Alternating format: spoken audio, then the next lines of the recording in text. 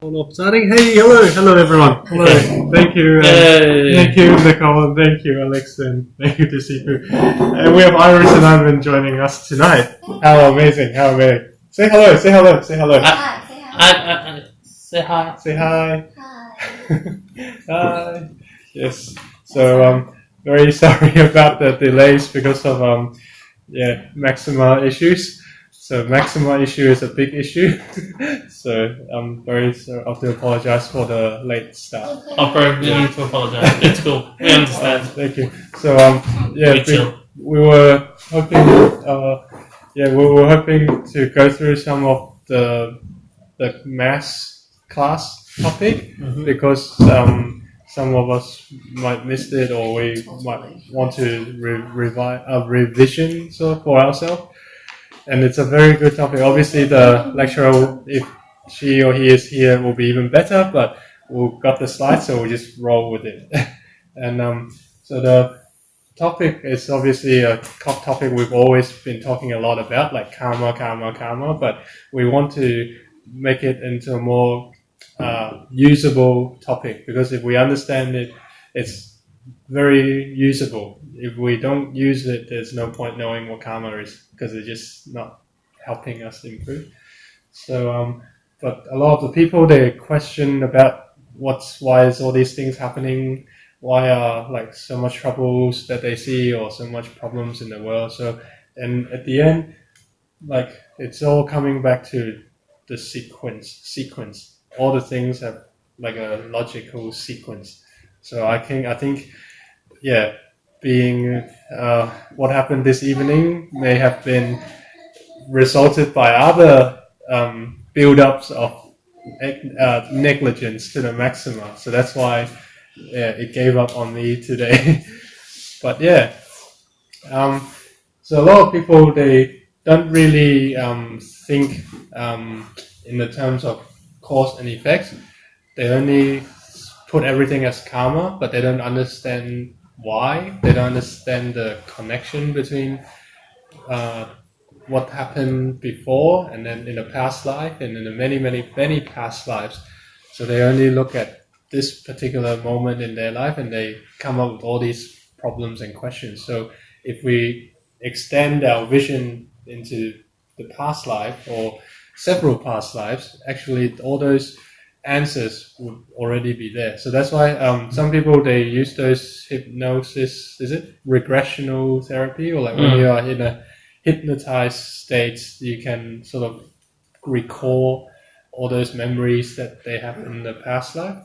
So maybe we can ask Sifu for that. Yeah, whether he knows any of that. What? Yeah. Do you know any regressional therapy people have gone through that? Okay. So what is your understanding of regressional therapy? Okay, so a cup of tea. The tea is actually awful, so you probably won't understand. Oh, that's okay. No, it's like super brewed, so it's really strong and bitter. Okay. Well, we can have bitter tea is good. Yeah. We'll pour some more water. Dilute it. Dilute is the way. Dilute it is the way. I ruined the tea. I'm sorry. No. Just put No. Put water in it. More water in it. Just put a hot water in. Yeah. I like strong tea. It's good. It's gross. It tastes like TCM. No joke. It's like TCM. Yeah. Hey guys, No, but Bill went backwards once. Oh. Yeah. Okay. Yeah. So hopefully Bill is watching that. So see if Bill, very unlikely. No, we'll see what happens. We'll send him a link. So Bill. Okay, so regressional therapy is often a very, like, I guess, a last resort method in finding out chronic illnesses or diseases that medical methods can't come up with a reason. So then there's like a physician, and then there's a psychiatrist or psychiatric avenue, and if that doesn't work, then they go on to like this regressional therapy or hypnosis. Yeah, they go to what's called psychotherapy. So there's psychotherapy in between that as well. So psychotherapy is what Freud used to do. Just talking therapy. Yep. So he believes that you could like talk everything out. Talk everything. Okay. Yeah, and then you could regress like und the problems. The problem. Oh. Yeah, and then but my principal in high school, she used to be quite a rotund woman. She's quite big. Anyway, and she did psychic, psychic tapes or CDs, and she did all these sessions, and she lost all this weight. Wow. Like crazy. Yeah, and she reckons it worked really well. She gave me one. I wasn't even fat in high school, just to try it, and it's weird. You're not fat now, big boned boy. No, Alex not bad now. No. He's got big bones. Yeah, but big bones that are made of fluid. Well, we're all 70% water, so I think we can work on the water. Alex is just walking tea. Walking I'm tea. 70%. Ali 70%. Alishan Mountain. Alishan 70%. Oh wait, no, not Poor. Yeah. So see ya. Bye. Yeah. So yeah. See you later. Bye, Ivan. Bye. Put on your shoes. That's right. Sorry. So do you think why regressional therapy actually did produce some results? Not to say like it works or it's not working, but it has produced some results. But anyone thought about why regressional therapy can produce some results? People just need to have a good cry sometimes. I can see working the fact that it makes you aware of what you've done. Mm-hmm. But just because you're aware of what you've done, I don't know. That doesn't really cancel out the karma, does it? It's just like, in a previous life I murdered someone. And you're like, oh, that's nice to know. You still have that karmic burden. Yeah. So but then doesn't go, okay, well, I've got this karmic burden. Does it motivate you more to repay? Well, hopefully this few slides can help us get to the bottom of it. Do we have a question? Question. Let's have a check. I just saw the. Oh yes. Hi. Hello, Nicolette. Hello. Oh, astrological regression. Okay. So very good. So Nicolette mentioned there are many regressional therapy as well, going into different layers of the past or different sphere or different realms, and purely because I'll remember we talked about in the past few classes, like we've got 6 senses, and the 7th sense is that CPU processing, and then the 8th sense is like that hard drive storage sort of thing. So all these build up of memory, it's in our spiritual consciousness. So when we just reincarnate into a new life, we're carrying all those data with us, or data, and taking it into our new life. So all of us, we're actually very old. So we all say we are, however old we are now, plus 60,000 years. So Nicole, you're ancient. So we've got Nicole there. She looks. Nicole at the moment looks like 25. So we'll give her a. Nicole's younger than me. Yeah, 60,000 and 25-year-old Nicole. Oh, thank you. Yeah. Cheers, thank you. Yeah, cool. So we say the spirit, all of the past memories get built up, and if we go backwards in looking in the past or finding ways to access the past, there could be some methods that we can bring back or trigger that memory, and that will change back our 6 senses right now. So that's why that sort of theory works, but it's not the ultimate way. It's not, as Alex was saying before, simply realizing it or aware of it doesn't cancel things out straight away. So the karmic debt or the karmic burden is still there. So we need to really work on how to solve it. So that's why a lot of people will just look at this moment now and they think, there's no karma because the world is still full of wrong people, wrong issues, and wrong ins and outs of wrong, and so they just don't really think there's law to cause and effect. But if we really, can I swipe this one? Yes. If we really look into it in more detail, then we can put your age in there, like we said before, 60,000 years plus however old we are now. And then all this time along, we need to come back to the same questions. Why are we here? And where are we going? So if we look at ourselves cycling through many, many lifetimes of reincarnation, you start to see a pattern of learning certain skill sets, and then we move on to a better challenge. So until we can have a spiritual, revival state that is almost like the Buddha's revival state, then we can end that reincarnation pathway. But obviously, that will take a long time with a long effort. So that's why the Buddhas knew it's very hard for us in the human sense to achieve what Buddha has achieved. So the heavens mercifully give us a chance to receive Tao first, to receive the three treasures first, so that using our three treasures, we can sort of play catch up in our homework, so that we can answer address the question to our true self. So after receiving the Tao, now we know where we're from. We're from heaven of ultimate truth.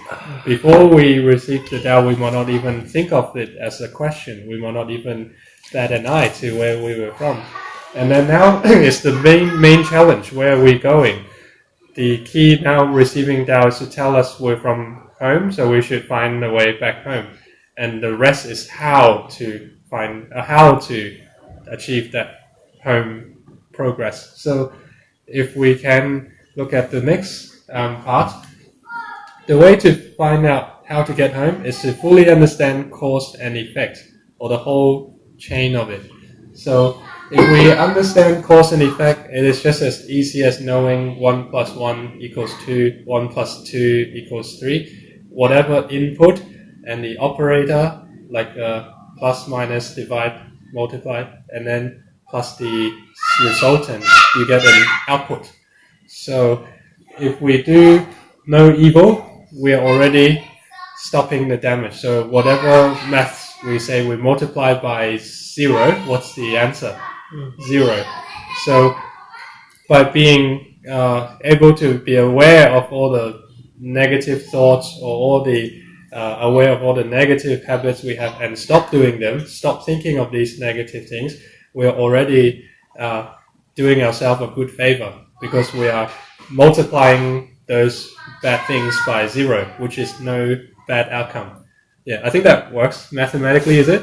Yeah, I'm thinking about it going, yeah. Yeah. No, sorry, my mind's distracted by the previous slide, and I had a really good analogy for it. Okay, fire away. We'll go back to the past slide. Oh, okay, sorry. Yeah. Okay, so, just think of it this way, right? So, say for example, like your karma is your face, okay? Your skin quality. Receiving Tao is someone referring you to SK2.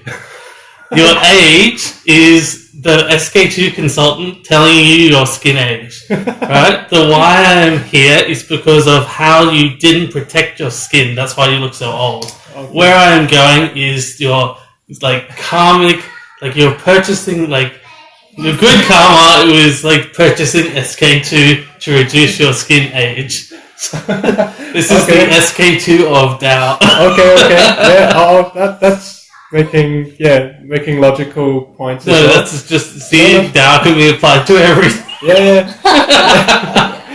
Okay, I'm sorry. I had to talk about SK2. You can continue now, Kenny. Would SK2 be good for me?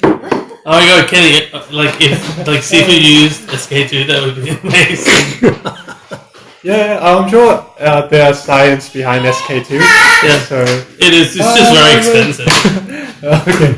Yeah. Well, I guess that's the material change. But if at the end, time is a non-stop factor. That's exactly right. In saying that, if you apply SK2, then you've got to apply more and more SK2, layers and layers of SK2. You have to upgrade the level to LXP. It's more expensive. Oh, okay. And then you can. There's like SK2 and then there's SK2 in the gold bottle called LXP. It's designed for like 55 Okay, plus. yeah, we got. We have a statement and a statement. Hi, hello. Alex, stop talking about This is Oh, okay. that is James. Nick. Hi, James. Nick. Hi, Nicolette. Yep. Element of essence brought back, being when we are born and we're very young. Yep. And yep. Recall. Yep. That's true. Yep. James. Yeah. Alex is obsessed with SK2. Yes, I am. So that's right. Yeah. When we go back to our starter bank, our original content. Yep. Oh, sorry. Okay, more water. Thank you. Don't be so disruptive, Kenny. No. Yeah, when we go back to recalling our old memory, it's actually giving us a chance to face what happened, to admit the fact. The past has been past, and we cannot change the past. But by acknowledging the past, it gives us a chance to move forward. Yeah. Otherwise, there's always things dragging our heels. So even though every life we are born, we have a new chance. Oh, bye. So, yeah. So every time we are born, we do have a chance to do good. But obviously, because of the past, those things are setting the stage for us, setting the scenes for us. So hopefully, with each life, people are able to improve each life. But now we have received the Tao. We are very, very fortunate because we knew that we have the best chance of getting the best outcome in this one lifetime only, not needing to think about how many more lifetimes I need to work hard on.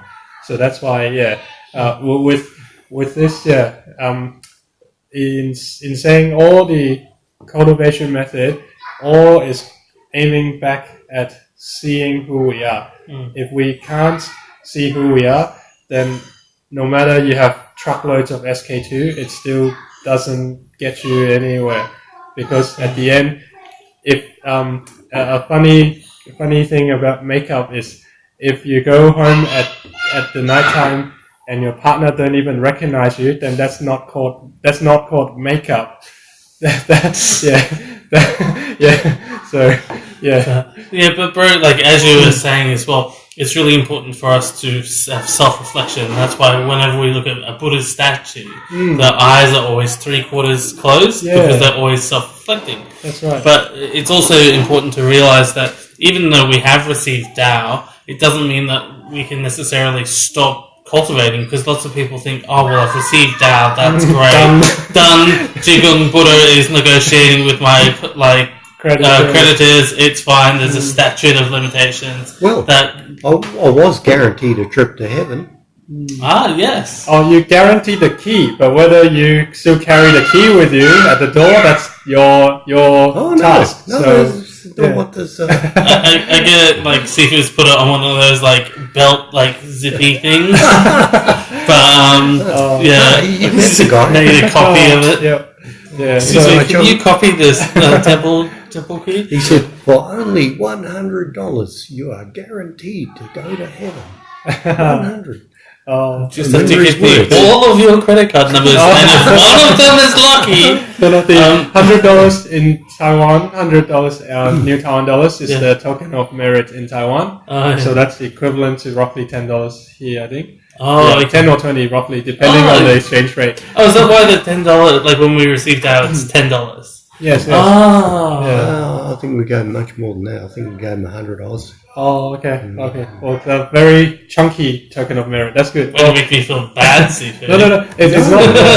The token of merit was that's just exactly a one-time only, but it's the foundation of showing your sincere appreciation. Yes. Yeah, but you've got, as we've always said, you've got to be ahead. Yes. And you've got to be actively doing things, otherwise Jigong Buddha can't negotiate. Yeah. He only has so many powers. Yes. So, because the law is very fair, the law is already written there. The laws doesn't change unless you're the Hong Kong government, but the laws don't change at the last minute. So that's why we are very fortunate. The Buddhists have shared with us this universal law about karma, cause and effect, or cause, affinity, effect. So all we need to do is work hard on that, understanding it, and then make sure every path or every moment of our journey is very not falling into the dark side. So that's why by stopping all evil first, all the bad thoughts, all the bad actions, or all the negative consequences can also stop. So if we think we have a very like very troubled present, just try and go back to maybe 1 year or 2 years ago and measure up our level of say compassionism or our level of kindness or all these things. It generally takes about 1 or 2 years to see the effects of good. So that's my personal experience. It may be different to other people. Some people may take 5 years of doing good in order to see their life starting to change. But have you ever seen that drawing? How there's a person digging up for diamond, and they're only like fraction of the distance away, and then they stop. Yeah, they give up. They don't know. So that's why everyone has a different, I guess, turning moments. But some is 1 or 2 years, some maybe 3 or 4 years. But the key is always do the heading in the right direction, doing the good thing. You will definitely get all the benefits all along. So, for example, if you can do the exercise every day and for like 20 years, you can be as healthy as someone who do all the exercise but in 5 years. But if they've got a very, very healthy metabolism, so but the time and the result will play off, like will level out. Yeah, will definitely equal. Like there won't be any how can I put it? There won't be any shortchanged outcomes. Yeah, all this every effort you put in, and definitely will give to the result at the end. So if we can, hi, welcome back. Oh, bye bye. Bye. Careful. Careful. Bye bye. Hi, come here. Bye. Please 请坐。Thank you. So我们在讨论因缘果报非常多。Yeah, so we're talking about if we want to change the thoughts, we can definitely change our outcome. But give it time to kick in because we might not know how much bad things we've done in the past. So even we may not recall doing bad things, but as soon as we stop doing the bad things now, we are disconnecting from the bad things from the past as well, like a habitual thing. So if we want to we want to eliminate old karmic debt, we need to use every opportunity we can, use the affinity to wrap up the old things. So an example would be like if you are looking at, say, the summer storm season is coming, that is the affinity, that is the chance. That's when you can do the cleanups leading up to preparing for storm season.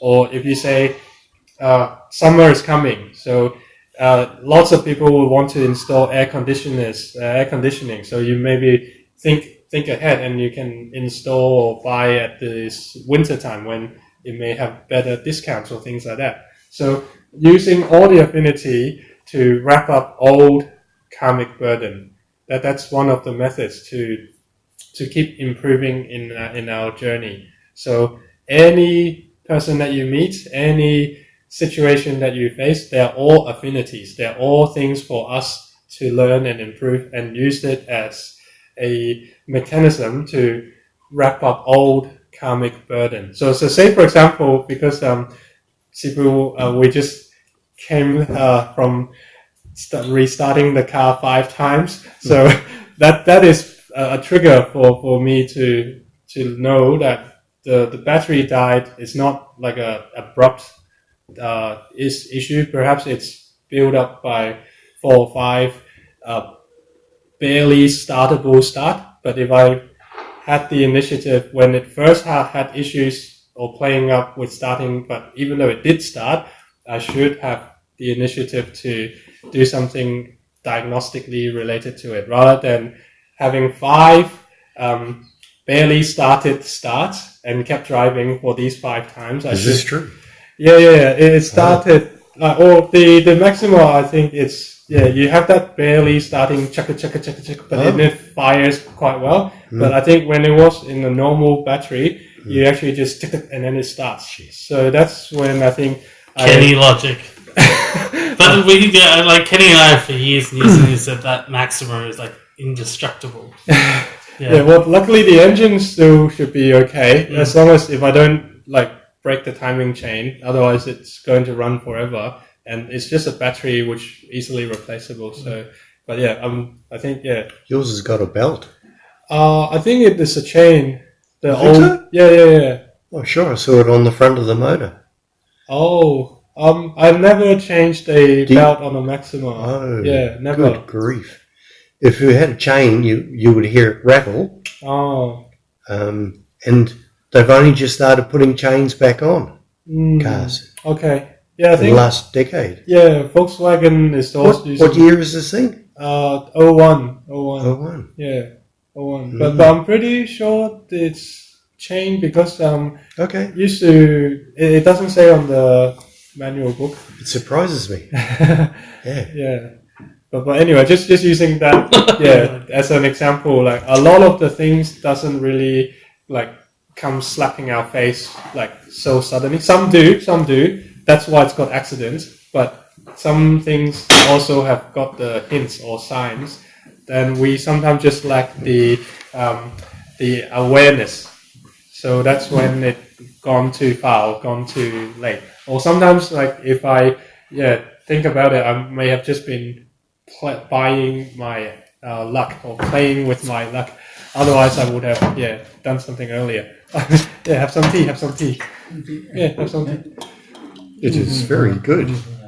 Very good tea. Thank you. Yeah. So if we can use all the affinities we can to wrap up the old karma, every time we get a new thing coming, we can make sure we are on best terms to approach the new challenge.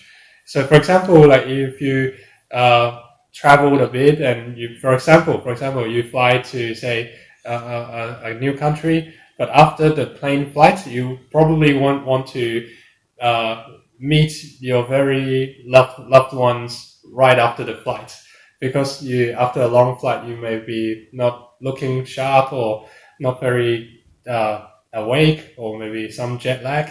So you probably want like a day or two to recover, and then you attend your meeting or meet the loved ones or do those important stuff. So the same thing. If you are able to be very refreshed when you hit the ground running, then you are at the best preparedness for it. So that's why we want to make sure we're not letting the old karmic habits affect our mindset now, so that when the new things come face to us, we're not we are doing the most we can, the best we can, rather than getting our karmic burden affecting our approach. So that's one of the things. So if we really actively create all the good karma, that's by doing everything good, all the good things, no matter how small. So in the Chinese saying, like, don't do bad things no matter how small they are. Like, don't think it is you will be let off or easily accounted for if you do the bad things no matter how small it is. And don't stop doing the good things no matter how small it is. So is there an English saying that says God is in the details? Or is there something like that? Although they say devil is in the details, but I think God is also in the details, because we look at all the details, all the small things, all the finite things. That's the building blocks. That's when we say the Tao is consistent, it's true for everything. It should be true for every building block. Every block is has the doubt in order for the whole thing to have the doubt. So that's why the details is very important. Don't do bad things, even though it's so insignificant. Like don't squish an ant because an ant they don't make a big noise when they die. Like if an ant's like cries and yells, then obviously we won't kill it as easily. But just saying that, as an example, and don't refrain from doing the good things, no matter how small it is. So if it is a rock on the footpath that you think you can move it to the side to help people better, then do it. Don't let the obstacle keep staying there, because some kids might fall over. So that's the Buddhist hours do a very careful analysis of everything. They do need to be so precise, otherwise they won't reach the ultimate grand thing. Because like an engine, if it has a loose screw or a loose nut, it won't perform. It might not even work. So that's the level that the Buddhas operate at. It's very precise, because it's very accurate, very justice, very true. So heavens is very is equality. It's very transparent. So there's a very fair playing field. It won't give anyone a discount ticket. So that's why we need to make sure we keep doing the good things as much as we can. And then it will lead us to understanding that life is more than this life. Life has been built up of many, many pasts. So if we can take out all the affinities and the effects in all these life, we can make sure our result will be a good one. Like take out all the bad affinity, take out all the bad interactions, then all the results should be good.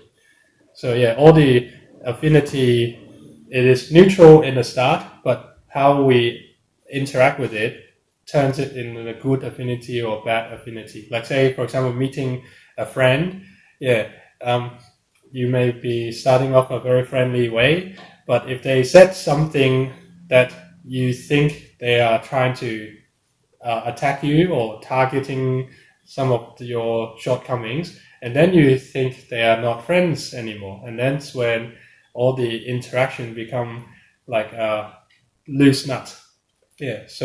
So that's why for Buddhists, of course, they operate at the cause. They're very careful of the cause.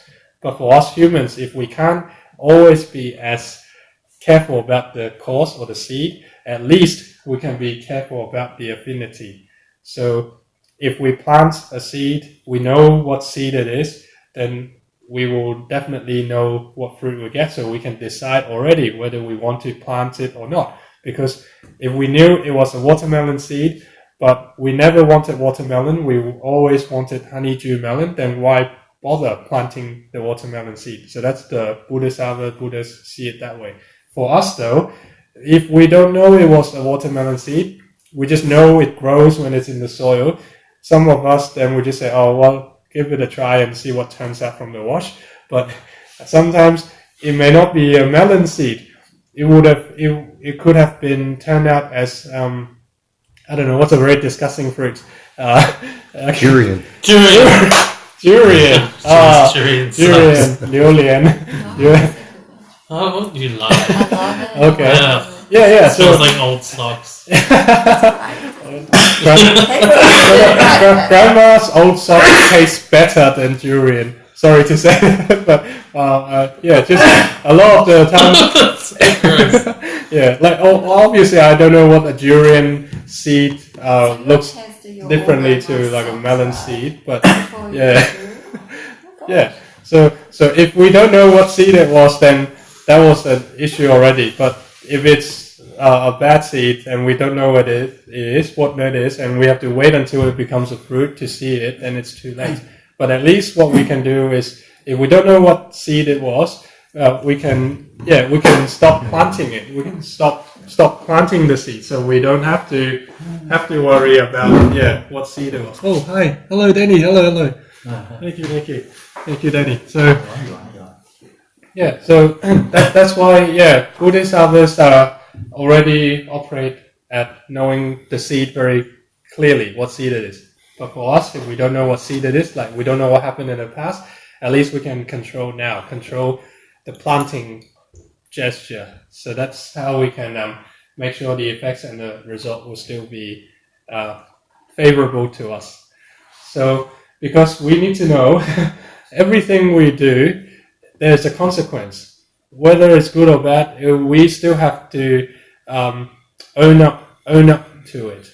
It's our history. It is our record. It is our like academic record or credit check record. It's all there. So you cannot erase it just by crossing it off. It all has to be accountable. So all the bad thoughts we have thought about, it's actually creating like a bad energy. It's like a seed.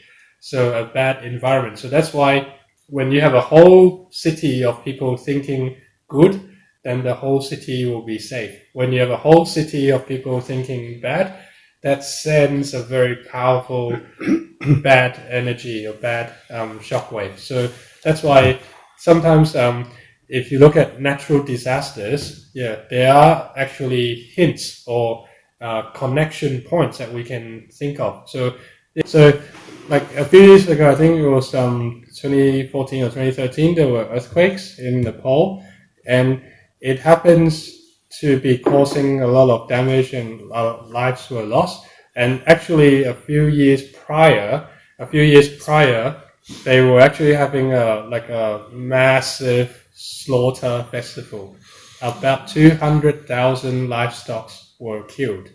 So a lot of those animal souls or the spirit is having that hatred when they're killed, lingering on in that environment, and that's what is triggering some of these catastrophic events as well. So yes, even though science hasn't caught up to connecting the dots yet, but Buddha thousands of years ago already mentioned quite a lot about why there are disasters. So like if there's earthquake, it's often due to the hatred. When our mind is agitated, so does the land is also agitated.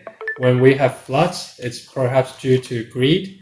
So when we have the greed, we want to own this, we want to own that, we want to own all these, but all these material things, it will be swept away to remind us these are still material things. So that's why the earth is only responding to the human's heart, the human's thoughts.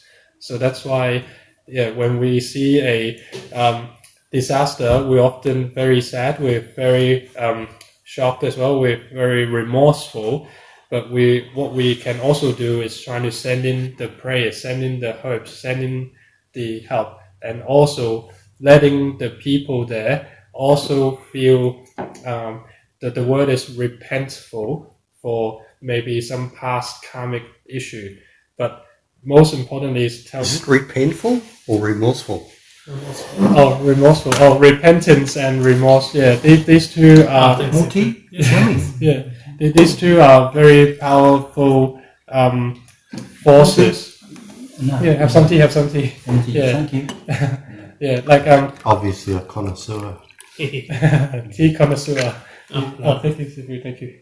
Yeah, so we say the forces in nature are very powerful, but there are more powerful forces than Earth's force, which is repentance and like remorse. Like the feeling of sorrow leads to your feeling of repentance, and by being repentful, that force is more powerful than any like earthly forces. Yeah, more powerful than the wind or the waves. So that's why every slice that we slice on other people, one day we will still feel the pain ourselves. Not necessarily through exactly slicing again, but the same suffering. We have to learn of that, because if we learn of the suffering, we can then learn how to be repentful of it, and then that person can forgive us. Otherwise, the balance book is still unaccounted for.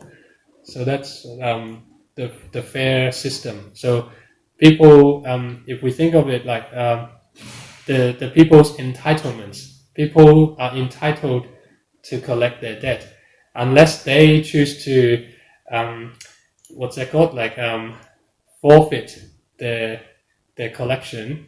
Otherwise, the debt is still sitting there, and they're still entitled to claim it. If they don't claim it now, they're still entitled to claim next year, next life, and their descendants their descendants also can take the chance to claim if they so wish to claim it. So that's Are why you talking about physical debt, or are you talking about like karmic debt. karmic debt? I was sorry. like, no, there's a statute of limitations, bro. Karmic debt, yeah. So like obviously it's still a personal thing, but if your descendants are affected by it and you knew that, you're also affected as well. So that's the karma, the balance sheet. Those needs to be balanced. So that's why we have to first is accept whatever's happening now. When we accept whatever's happening now, then we can have a solid foundation to move forward, to go to do better. If we don't accept what's happening now, we're always trying to run away from things. We're always trying to deny.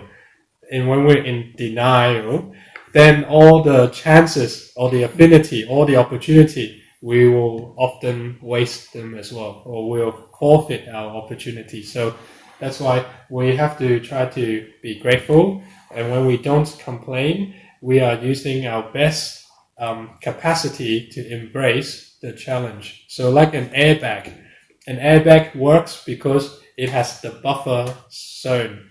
It encapsulates your force, your energy, and reduces the harm. Having the gratefulness without the complaint, you are like a big beanbag or airbag. You are accepting that whatever it is, the impact, and equalizing out the bad impacts. So that's why if we can be grateful and stop doing all evil, we can definitely make a change. We can definitely put us in the good foundation. So if we build a building with a bad foundation on bad soil, then the building is not going to last very well. So the first part of the building is the foundation, and if we can really sincerely repent, we can change all the habits and temperaments, people definitely will give us a chance. Our karmic creditors can definitely give us the opportunity, because if they push us to the point of no return that we got nothing to pay back, then they got nothing in the end as well. They don't want to see that either. So the creditors, even in life, like the banks, they won't push us as debtors to a point that we can't pay anything back. So all they want is to collect the debts we owe them. So, and they're entitled to do that. So we, in the same way, always have the chance to repent if we're sincerely willing to pay back. So if we really want to pay our debt, we can always work out a payment plan, the payment arrangement. So all the Buddhas are very fair. The Buddhas are able to help us negotiate if we have the willingness to repay. If we are thinking of running away from our debt and never have to pay back, then even the Buddhas can't negotiate for us, because the guarantors have nothing to guarantee to the creditors.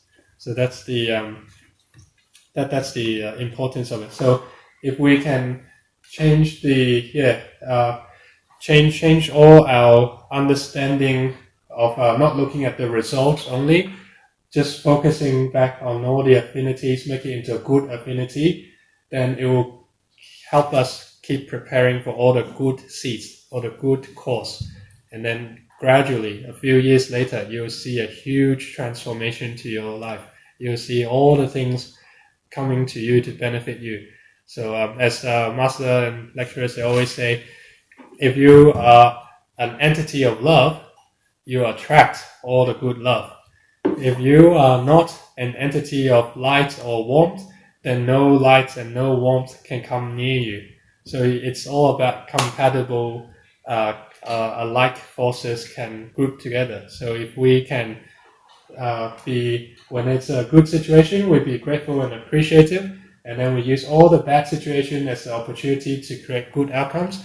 Then our life will gradually become better and better. It has to be working that way. So that's the importance of making sure every affinity is for us an opportunity. So we need to use it to make it into a good result, a good ending.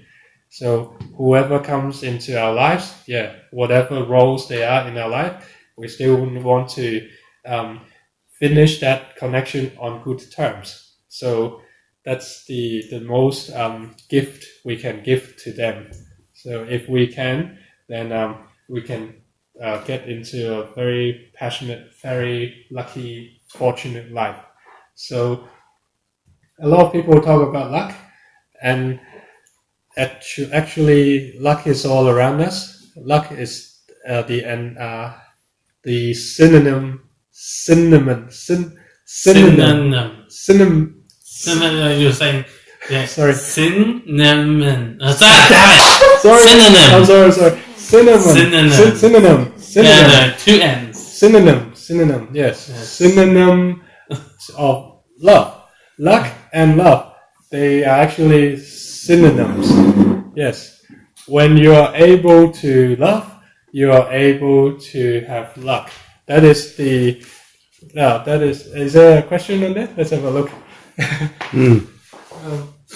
A statement. Okay. Okay. I don't know if there's a Simpsons. Oh, how much trucks I goes to heaven? Okay. Oh, I see. Okay, I see. Yeah. So chucks and goes to heaven and does not get the chance to stay in heaven because he didn't do enough good. So yeah, so that's a good episode. So yeah, if we have the ability to love, we would have the ability to be lucky. So all the good things in life is accumulated in all those insignificant loves. So the love is not like a affectionate love. The love is like a unconditional, selfless love. So that's the key to create luck. So my tongue twisting. No. I really despise the word luck because it's really overused in the West. Okay. And Sifu, you probably agree with this, that everyone's always like, oh, you're going to be lucky to have this, or lucky to win a lotto ticket, or lucky to get this scratchy. It's way overused, and in the East, it means something completely different. So, according to me, I don't think luck exists at all. However, I think when you talk about fortune, lots of people talk about in the East. Fortune is always like during Chinese New Year, and I think fortune is in fact like being good to your neighbors and being good to each other and family and those sorts of things. But I don't think luck is like, I don't know. It's one of those weird things in which I don't think it exists, but blessings do exist. Yeah, so I think if we can maybe swap lucky that. tonight. Very lucky, yes, but continue first, yes. Yeah, no, but you could say instead of being lucky, you can say, well, you had you had blessings that Sifu was able to come and help you, that you were able to get your car working, you're able to make it into temple in a reasonable amount of time. And this is all able because to get off the middle lane in traffic. Yeah. And this is all these things are just due to your previous good karma. So, but I don't think it's when people are like, oh, I won the lotto and I was really lucky. I don't think that's due to your past karma. Okay, thank you. I think that's, I don't know, I think that's just statistics. So like the word exactly like the luck in saying that, luck or fortune or we say merit or all these, if we just give it a blanket of like good deeds or the good things. Good blessings or good reasons. So I think these things are often interchangeably used to describe a status that we all prefer or we all want to be at. So the opposite of it is like bad luck, meaning bad misfortune or the unfortunate circumstances. So that's the two opposing ends. So I think if we want to be on the good side, like the side of love, the side of blessing, love, blessing. Also, bro, Yes. another thing I want to ask is, so despite this being originated, we're talking about Tao, and this it's originally originating in ancient China. Why is it still today that in some forms of Chinese culture, luck is a lot of I've got to have like an infinite notch on my door. I've got to have like the double luck sign. I've got to have one of those weird cabbage things. I've got to have like a golden ship boat with diamonds on it. Yeah, I think my home have some of those things too. Oh, yeah. But is that bringing you luck or is it like? Okay, very good point. Very good point. Like obviously, through the millennia, a lot of these teachings have already been forgotten or misinterpreted and becoming more like things that people don't really see the real aspect. They see it on the surface or they see it on the paper terms, but they don't see it in the application side, in practice. It's like insurance and a fire extinguisher. Yeah, we're talking about that too. Yeah, one is very practical. Well, the both are just a unfortunate plan B, like a backup plan. You never want to use them in plan A. So, but in saying that, all those like lucky charm or all those like fortune telling thing, all those feng shui type of things in Chinese culture on the modern time, it's all because of millennia of misunderstanding.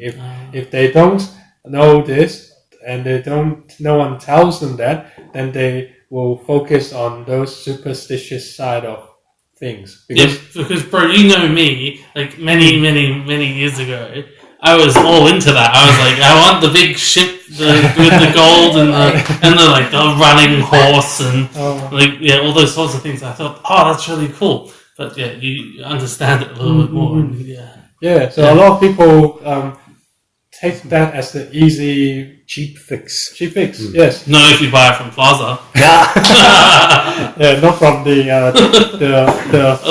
throwaway goods. The throwaway good store near Coles. You want this thing? It was like $400 for that store owner. Yeah. So like for example, very good example. Like it is very lazy for people to cultivate good heart, good thought, and good action, and it's hard for them to maintain that. But it's very easy for them to like pray to Buddha or pray to whatever deity that they think they can get money without any like on no terms. So like they think they will just pray to Guan Yin and Guan Yin can issue them like 20 million. That's what people do in Hong Kong in the New Year's like in the New Year's holiday. They line up in front of the specific Guan Yin temple for, they say, borrow money. So they borrow money from Guan Yin. So that's not going to work because if you think of it, transactional. And it's assuming that Guan Yin's like, oh yeah, no worries, here. Just give me 1 second, here's the paperwork. It's purely assuming that the Buddha is accepting your wish. And it's not possible as well in the financial market because there's hyperinflation everywhere in heaven. So it's not going to work. Hyperinflation in heaven dollars. So just to say, but it is easy for those hundreds and thousands of people to line up in front of a Guan Yin temple on New Year's night. But it is hard for those hundreds and thousands of people to eliminate the greed, ignorance, hatred, selfish thoughts, harmful intents, all the things that they could have done on their own terms. So that's why the Quick Tao, fix. quick fix, if everyone look outside, everyone think the answer is outside, but luckily Buddhas have reminded us all the answer is inside, and Buddha have the eyes closed mainly to filter out a lot of the people seeking from the outside. The Buddha have the eyes closed to tell people, just look back into yourself, look back into your Buddha nature. Your Buddha. Or rather than rely on the actual Buddha image. Yeah, that's right. Yeah, just Don't look at me. Yeah, don't look at me. Like say for example, like one version to illustrate that is like, say we are now conversing, we are talking to each other, we are making eye contact. But what if I am having my eyes slightly closed? Then you probably think that's alright, he's just Chinese. But you may also think he's not paying too much attention, or he's not in a dialogue with me. So, but Buddha wants to remind people, Buddha's dialogue doesn't need you to stand right in front of Buddha to tell them. Buddha can listen to you wherever you are. If your sincere, genuine calls for help, Buddha definitely can respond. That's why the 5 words in the 3 treasures in our heavenly mantra, the 5 words are so powerful, the whole universe can hear it. Whether any Buddha that is nearest to you will come to assist. So that's the power of it. So we have all the treasure on us already. The most precious treasures of love, compassion, kindness, trustworthiness, propriety. We say the 5 cardinal values. So these already are our tools that we can use to create happiness, to create fortune, to create a good life.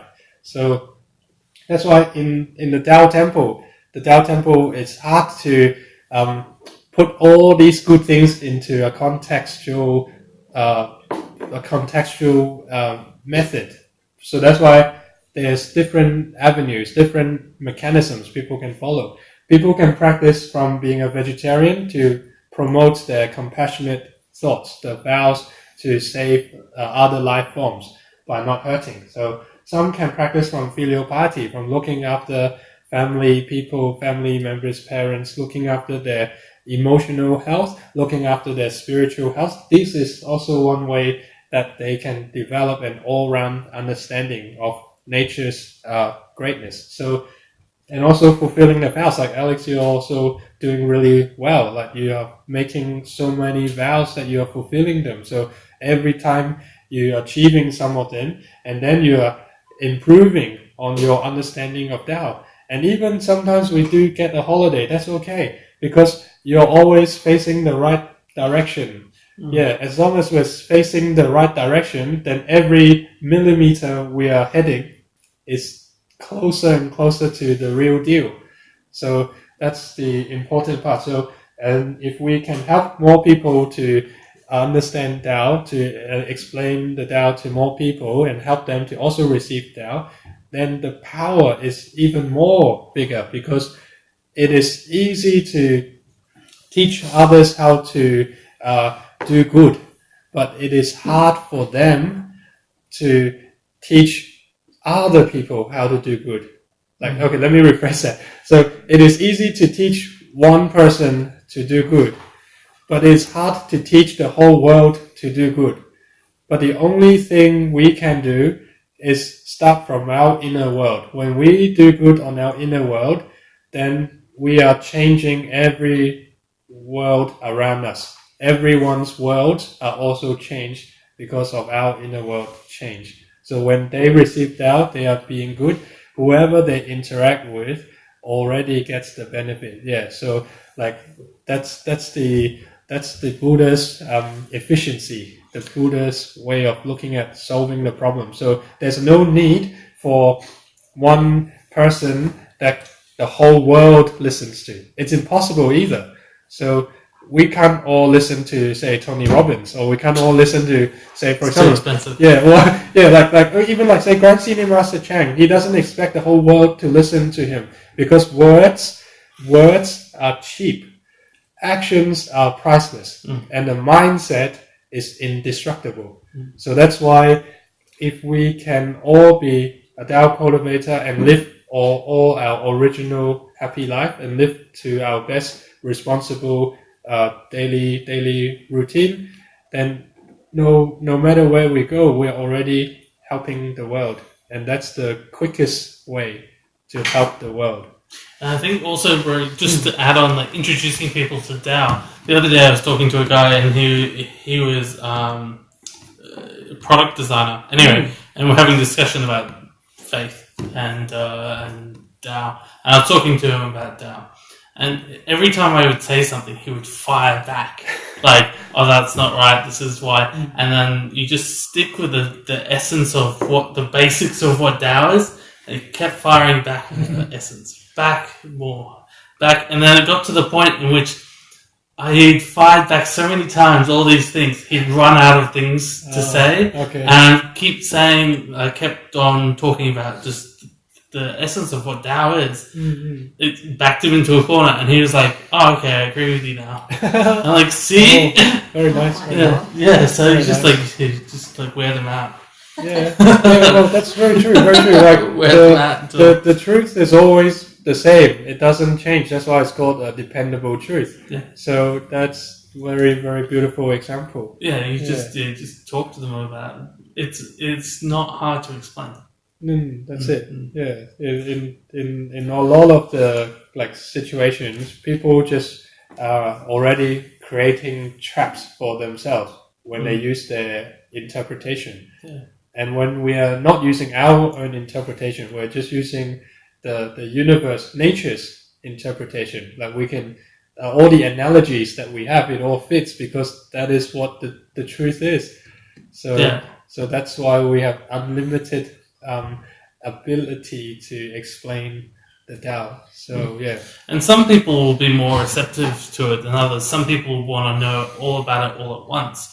But I'll give you an example of my parents. You can't just bombard them with Tao because they'll just put their guard up. But if you introduce it to them in small, tiny, teeny tiny little chunks, like every time I come back from temple, or every time I come back from this class, or whenever I come here, it's just in tiny little manageable segments, and they learn more about it. Yeah. That's it. Yeah. So softly, catchy monkey. Exactly right.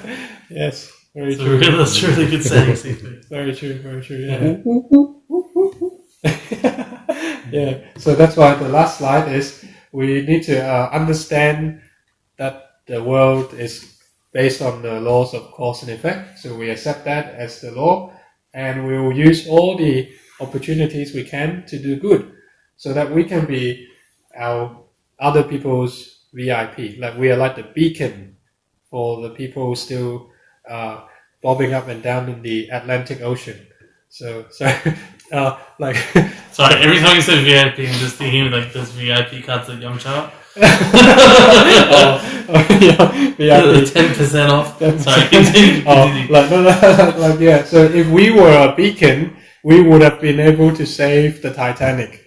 So so if we are a beacon, we are the entity of light, then those in the dark can see us and they can come to us, or at least they know where good is. So a lot of the times, if everyone's in the dark, we don't even know which direction is which direction, and then they just kept staying in the dark. And darkness is important though, because you look at the universe is 99% empty space, or 99% dark when you look out there. So the dark is important so that we know what light is.